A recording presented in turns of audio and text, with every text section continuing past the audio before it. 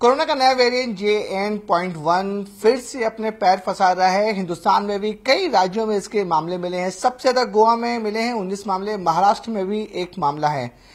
मुंबई में क्या हालचाल है? मुंबई में किस तरह से BMC इसकी तैयारी कर रही है? कितना खतरनाक ये वेरिएंट है? इस पर पूरी जानकारी के लिए हमारे साथ इस समय डॉक्टर दक्षा शाह हैं, एग्जीक्यूटिव हेल्थ ऑफिसर है BMC की।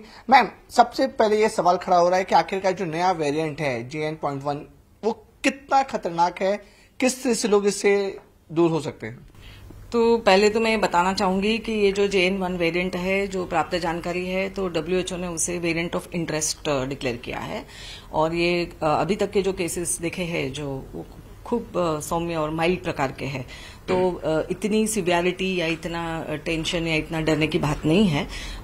जो भी केसेस आ रहे हैं वो काफी अच्छे होके जा रहे हैं। हमारे पास कोई एडमिशन से ऐसा कोई बढ़ोतरी ऐसा कोई देखा नहीं है। और जैसे दूसरे जो कोविड के वेरिएंट आते थे, जो ओमिक्रॉन है, उसी का ये सब वेरिएंट है। तो अभी तक की जो प्राप्त जानकारी है उसके हिसाब से वो काफी माइल्ड है।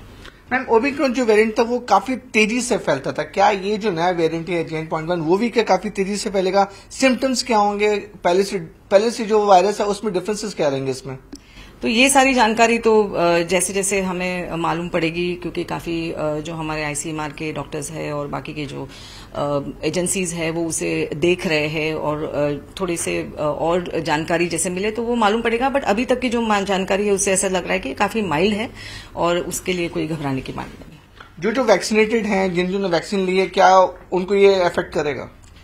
बेसिकली वैक्सीनेशंस जो है वो सभी वेरिएंट्स को प्रोटेक्ट करता है, ऐसी जानकारी है। तो मुझे नहीं लगता है कि ऐसी कोई ज्यादा पैनिक होने की या ऐसे कोई जरूरत है। मैम, जिस तरह से दूसरी कंट्रीज में भी ये वायरस हो रहा है, तो उसको लेकर हम या BMC कितने तैयार हैं? तो ये तो हम बता दें कि लास्ट वीक एक महाराष्ट्र सरकार की तरफ से एक ड्रिल किया गया था, मॉक ड्रिल, कि जिसमें जायजा लिया जाता है कि सारे हॉस्पिटल्स है, लेबोरेटरीज है, उसमें किस प्रकार की तैयारी है, किट्स अवेलेबल है कि नहीं, और हॉस्पिटल्स में बेड्स है, ventilator, ICU, man power, medicine, ये सारों का हमने जानकारी ली है और उसका एक रिव्यू लिया है। कल ही हमारी भी एक मीटिंग हुई थी हमारे हेल्थ कमिश्नर सर के साथ, और उनके साथ हमारे सारे डीन्स, सारे हमारे लेबोरेटरी के इंचार्जेस और हमारे पूरे हेल्थ डिपार्टमेंट के ऑफिसर्स थे, और एक वही रिव्यू लिया गया कि कितनी तक हमारी तैयारी है। तो हमें लगता है कि हमारे पास सारी तैयारी अभी मौजूद है, और हमने सारे लेबोरेटरीज को भी इत्तला कर दिए है कि अगर ऐसे कोई केसेस आते हैं तो टेस्ट करके हमें जानकारी दे। और वैसे भी रूटीनली हमारे पास जो इन्फ्लुएंजा लाइक इलनेस, ILI बोलते हैं, और सीवियर अक्यूट रेस्पिरेटरी इलनेस, सारी की जो सर्वेक्षण है वो चालू ही है, उसे हम स्ट्रेंथन कर रहे हैं।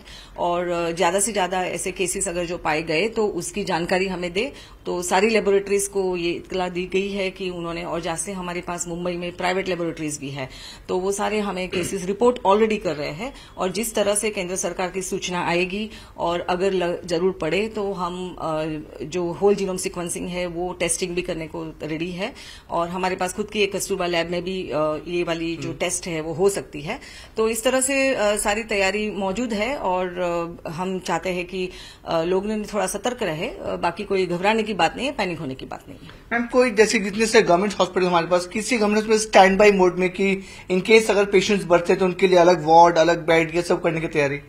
जैसे कहा मैंने कि कस्तूरबा हॉस्पिटल हमारे पास ऑलरेडी इन्फेक्शियस डिजीज हॉस्पिटल है, 7 हिल्स हॉस्पिटल भी है जो ऑलरेडी कोविड डेजिग्नेटेड है। तो वहां पे हमारे पास काफी मात्रा में अभी बेड्स ऑलरेडी अवेलेबल है। और जैसे जैसे अगर आगे कुछ जरूरत पड़ी, जो मोस्टली तो नहीं होगी क्योंकि काफी सौम्य डिजीज दिखा गया है, क्योंकि ज्यादातर लोग हैं जो OPD बेसिस पे ही ट्रीट हो रहे हैं और होम में ही ट्रीट ले रहे हैं घर पे। तो आई थिंक सारी अवेलेबल है सारी सुविधा। लास्ट क्वेश्चन, जो कोविड नॉर्म्स थे कि सोशल डिस्टेंसिंग, मास्क, सैनिटाइजर, क्या ये सब फिर से शुरू होने वाला है? तो जैसे आपने देखा रहेगा कि जो केंद्र सरकार की एडवाइजरी आई है या उनकी जो इन्फॉर्मेशन है उस हिसाब से रेस्पिरेटरी हाइजीन हमें देखना है। वो अगर कोविड हो या कोई भी फ्लू जैसे या इन्फ्लुएंजा जैसी कोई भी बीमारी हो, तो उसमें हमें थोड़ी सी सावधानी बरतनी है कि हमें क्राउडेड प्लेसेस पे अगर सिम्टम्स है, हमारे लक्षण है, तो हमें जाना नहीं है। हैंड हाइजीन है, और खांसी वगैरह सर्दी कुछ है तो हमें लुबाल का इस्तेमाल करना है, और अप्रोप्रिएटली अगर लगे तो मास्क का भी इस्तेमाल कर सकते हैं। लेकिन जिसे भी सिम्टम्स है तो उन्होंने निग्लेक्ट नहीं करना है। स्पेशली जो हाई रिस्क है, जिसके ऑलरेडी डायबिटीज, ब्लड प्रेशर या हार्ट डिजीज, ऐसी कोई भी बीमारी है और उसके साथ अगर ऐसे कोई सिम्टम्स आते हैं, थोड़े से सीवियर लग रहे हैं, तो उन्होंने तुरंत अपने नजदीक के हॉस्पिटल में, बीएमसी के या अपने जो भी हॉस्पिटल में जाना चाहते हैं वहां जाके डॉक्टर्स को दिखाना है और सेल्फ मेडिकेट ना करें और अपनी जांच वगैरह करा ले। Thank you so much ma'am. तो ये थी हमारे साथ डॉक्टर दक्षा शाह। तो उनका कहना है कि काफी माइल्ड ये वेरिएशन है, लोगों को पैनिक होने की बिल्कुल भी जरूरत नहीं है। अगर थोड़ा सा भी सिम्टम्स किसी को दिख रहा है तो तुरंत वो डॉक्टर्स और जो बीएम के डॉक्टर्स हैं उनसे संपर्क करें, अपना घर में इलाज ना करें।